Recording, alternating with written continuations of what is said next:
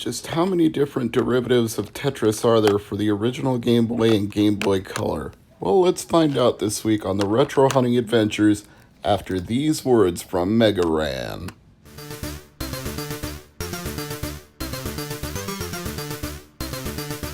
Yo, this is MegaManFan, and you need to rock and or roll on over to Mr. MegaManFan's YouTube channel, because it's all that rush to make it happen. Peace!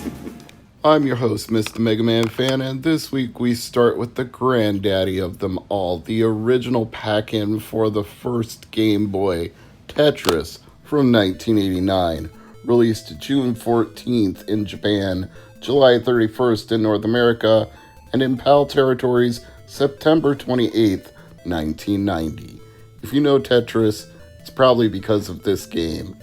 Smaller chance you might know it from the NES version, or maybe even from playing it in the arcade, but I bet 90% of you out there probably had a Game Boy with Tetris if you have fond memories of Tetris, because every Game Boy came with Tetris. In fact, people bought Game Boys just to play Tetris. And for me personally, many hours were spent link cable connected between me and my friend Chris, aka Sir Crunch, and we would shovel the garbage back and forth between each other by making four-liners and making 4 lines of blocks appear on the opponent's screen with only a small hole in the middle where you could drop a 4-liner and send it right back to them. So it was a constant battle of who could push the other over the top faster. Like, how many 4 lines in a row could you send that they couldn't possibly recover from? And we just had endless fun going back and forth on Tetris. It's really a hard game to beat. Even if you're doing single player mode or any of the puzzle modes where you get high enough scores to launch the shuttle into the air, those are just fantastic too. There is something so simple and so addictive about this version of Tetris that is just pure awesomeness in every way. From the music to the sound effects to the graphics, it's all done just right.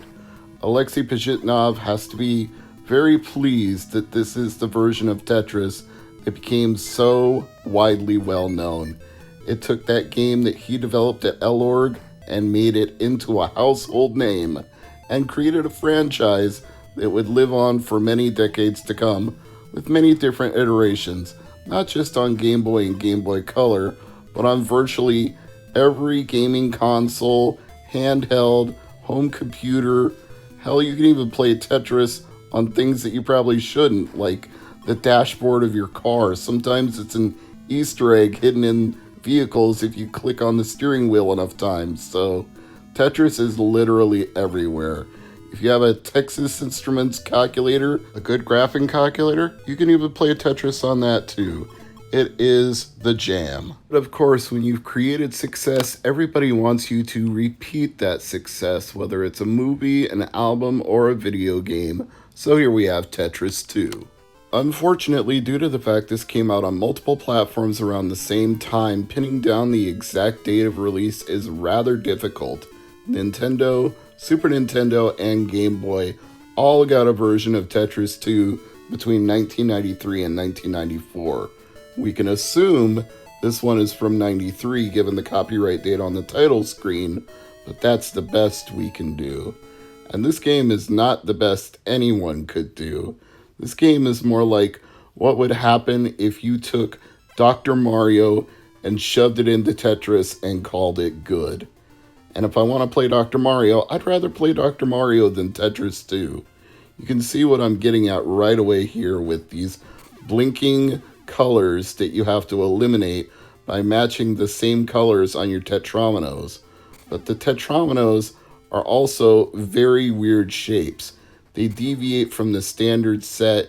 You get ones that are broken in the middle. You see we've got a horizontal and a vertical piece with nothing linking them together, and they still drop simultaneously. And if they have a missing piece in the middle, they will drift apart. So it's kind of like the pills in Dr. Mario, where when they break apart, some of them will fall and the other won't if it's sitting on top of something. So You can twist and rotate and use the falling pieces in certain ways, but it just feels wrong. It feels wrong that you're not making lines all the way across and trying to drop the lines out. It feels wrong that the pieces are not in the standard tetromino shapes. The music isn't catchy like the original Tetris was. The whole thing just feels forced, man. It's like, wow, we've got a franchise here. Tetris is a name everybody knows. We've got to capitalize on it. Make a sequel, stat. And they were like, okay, what if Tetris but then this? And it doesn't feel like Tetris. There are so many different ways to play Tetris, and this is not one of them. It's a freak, man.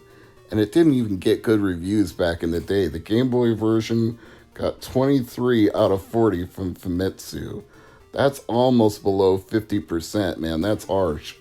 And I can't say I disagree with it.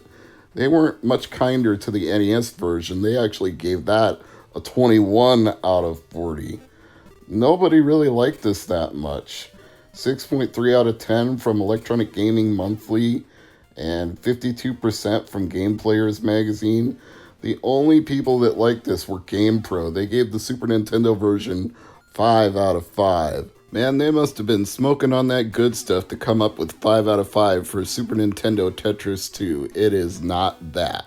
I'll at least grant you on the last one, they were trying to do a weird derivative of Tetris, but Tetris Attack shouldn't even be called a Tetris game at all. This game actually started out on the Super Famicom on October 27th, 1995, where it was known as Panel to Pawn, and then they decided to replace all of the characters that Gunpei Yokoi designed for the original version with Yoshi, and yet they didn't call it a Mario game, they called it Tetris Attack, which makes no conceivable kind of sense whatsoever.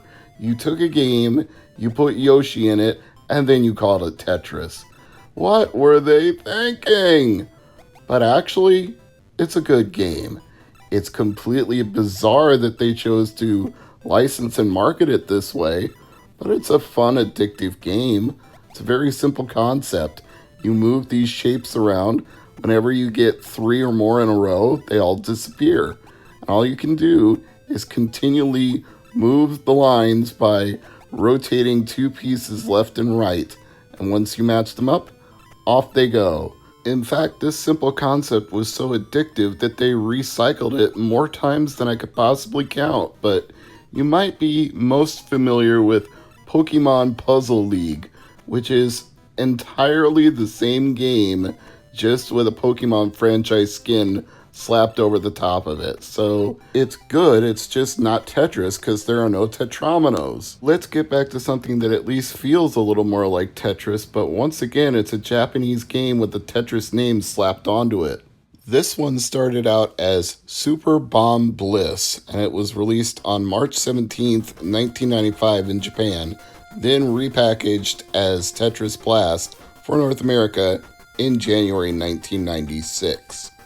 This one, I can give them some leeway because at least the pieces are shaped like tetrominos, but eliminating lines is not really the main goal here. You see how there's that big round button in the center of the screen?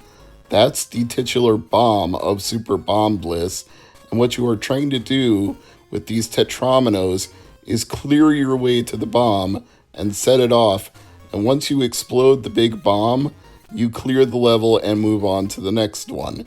And if you want to restart at any level you've already cleared, it gives you a password at the end of the level once it's clear. There's no save function, but at least you don't have to do the whole thing from scratch. If you want to restart at the point you were highest at when you turned off your Game Boy, you can go right back to that. You'll notice that some of the tetrominos have bombs in them. You can use those when they connect together. It's one of those kind of things where it's a little like Puyo Puyo when the colors match up and everything just falls together. They all disappear once they're linked. I suppose you could also say that of Super Puzzle Fighter 2, Lumines, etc., etc. There's a lot of different derivatives of that same formula. It's not pure Tetris, though, and you can tell by these weird little stubby pieces that are not normal tetrominoes. You're getting corner pieces, you're getting pieces with only 2 blocks in them, but again, that's because the main point isn't clearing lines, it's setting off the bombs, so they're playing with the tetromino shapes to fit the game as opposed to the other way around. But even though it's really not 100% Tetris, it's closer to Tetris than Tetris 2 or Tetris Attack, so I'm willing to at least consider it a Tetris game. Not really what Alexei Pajitnov had in mind when he created the concept, but it plays with the concept in a way that I can get behind and enjoy playing. It's a good Game Boy game, one you should probably consider picking up for your library, or perhaps play the original Super Bomb Bliss if you have that. Either way, I think you can't go wrong with this one. It's a fun title. But now we move to what I consider a true sequel to the original Tetris for Game Boy, and this is Tetris Plus, and it's been on just about every console in the 90s, and then some. In fact, according to Wikipedia, there were even ports in the works for Atari Jaguar and Nintendo 64, but they never saw the light of day. Tetris Plus came to arcades in 1996, Game Boy in a lot of different places at different times. Japan, December 27 of 96, the European Union some point in 96, Australia in August of 1997, shout out to Ryan Taylor, and North America, August 25th, 1997, making this a very late Game Boy release. And obviously designed with the original Game Boy in mind. You can play this on Game Boy or Game Boy Color, the game cares not. Now, if you just play what this game calls Classic Mode, it's Tetris the way you know it already. What I'm playing here is the Puzzle Mode, which has a character wearing a pithy hat that makes him look more like he belongs in Spelunky than a Tetris game. But just like Bomb Bliss, or Tetris Blast if you will, you're actually getting the guy to the goal, but you're not blowing up the bomb when you get to the goal. You're just helping him escape. And to motivate you to help him escape by clearing these lines, you've got this wall of spikes that's steadily lowering toward you on a chain. And if he climbs up too high, he's going to get hit by those. Or if you don't clear the lines, it's going to drop down and hit him on the head, crushing that pithy helmet that he's wearing. So clear those lines, make a path for him to reach the goal, and once you do, you've solved the puzzle, and you can move on to the next one. I never really considered that Tetris could be a climbing game until Tetris Plus came along, and I didn't play this on Game Boy first. I actually played it on the original PlayStation. Like I said, this got ported to a lot of different things, but I consider it both a Tetris game because of the classic mode and a fun new take on Tetris thanks to the puzzle mode.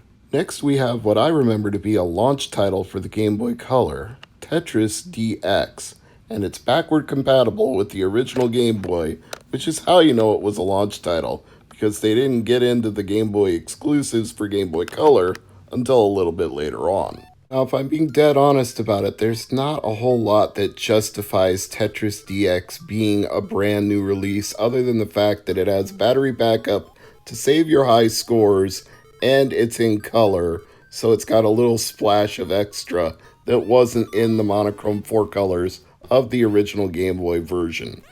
It's color, and it saves your high scores, but it's still just Tetris. The music is remixed, but the blocks look the same. They're just in color now. So, well done, Nintendo. You really cashed in on this one in a big way by making it a launch title. You're like, hey, you want a game for your Game Boy Color? Here you go. It's Tetris. Yeah, that was an easy home run for them. That was a slam dunk with nobody standing in front of the net blocking you. That was just a straight up cash grab. And it worked because I bought it, because I wanted games for my Game Boy Color. So I've owned this one since it came out. And I'm not mad about it. I'm just saying there's not much new here. There's Ultra Mode, where you get as many lines as you can in 3 minutes. That's about it.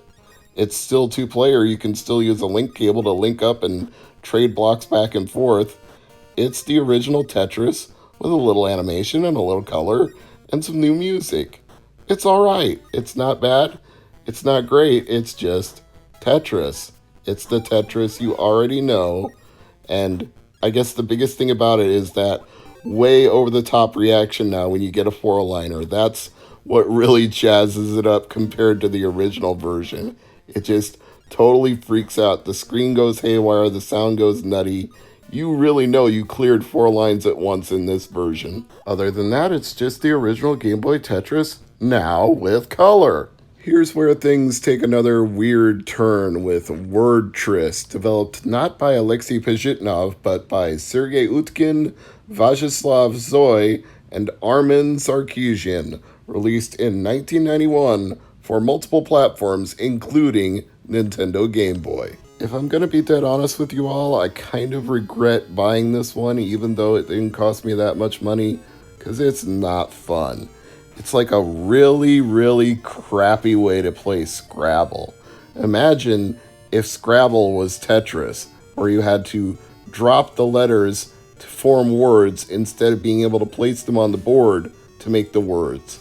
If it would just give you a rack of letters and let you design the words yourself, that would be great. But no, they're given to you at random, and you just have to drop them in and hope you can make a word horizontally or vertically. And the only way to rearrange the tiles is to drop a letter on top of a letter and push it down. It's maddening. It's not fun to play. Well, maybe it is for some of you out there, but for me, Wordtress is another one of those what were they thinking kind of situations where it's like, okay, just because you could doesn't mean you should. It's just a cash grab for me. It's taking the Tris and putting it into something it doesn't even belong in. Ugh. For our final game this week, we go to another example of slapping the Tris suffix onto something, but this one was actually developed by Alexei Pajitnov himself. This is Hattris. It was released on multiple things in 1990. It came out in arcades, it was on Game Boy, it also came to NES and TurboGrafx 16, but the only version that I actually have is the Nintendo Entertainment System version. So I'm emulating Hattris here for you just to show you our last entry in Game Boy Tetris derivatives. Now there is a Japanese Game Boy Color game that has Mickey Mouse and Tetris combined together, but I wasn't able to emulate that properly and I don't have a physical copy of it, so Hattris is where it's going to end this week. And to give the devil his due, I will say this is a good game. It's not Tetris, it's something with the Tris suffix on it, and at least it gets the stamp of credibility from the original creator of Tetris, so there is some room to let it be considered a sequel if you want. But it doesn't play at all like Tetris. It plays more like the Yoshi game for Game Boy, where you rotate 2 stacks and put things on top of the stacks. You make bigger stacks of the same thing, only you don't have eggshells that form the top and the bottom to squeeze them all together.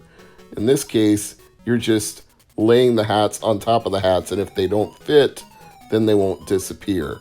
Once in a while, you'll get a special hat that looks like a samurai helmet that'll clear all the hats at once in that column. Or, if you clear enough hats, you go to a sale in the hat shop and you can buy one of the hats and it clears all of those hats from the playfield. It's really, really weird. It's not bad though. You're not going to rotate tetrominos and drop lines and send garbage to your opponent this way. In fact, I can't even imagine playing this head-to-head with somebody. It's just too much, man. I don't know. I don't hate it. it's fun. It's just not Tetris. There's a lot of things that get called Tetris that aren't Tetris, but this one at least came from the mind of the man behind Tetris. So, okay. You want to call it a Tetris game? Fine. You created it. You get that right, sir. Anyway, I'm Mr. MegaManFan, and I hope you've enjoyed this look at Tetris or Tetris-derived or Tetris-inspired or just things with the Tetris name slapped on them for the Game Boy, because there were quite a lot of them between Game Boy and Game Boy Color. Maybe there's a few more that I don't even know about, and if there are, leave them in the comments below and I'll check them out in a future video. That's all for now. Thanks for watching. Hope you're having a good week, and I hope you'll be back here next Monday at 8 p.m. Eastern, 7 Central, where we'll do this all again. There's the samurai hat, a fitting note to close out on. See y'all later.